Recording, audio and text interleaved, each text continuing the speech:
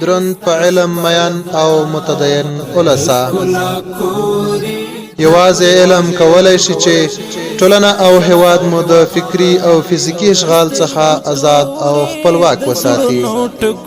د علمي بهیر لارویان تل هڅه کوي ترڅو په راتلونکي کې په ځان بسیا او مترقي هیواد ولرو.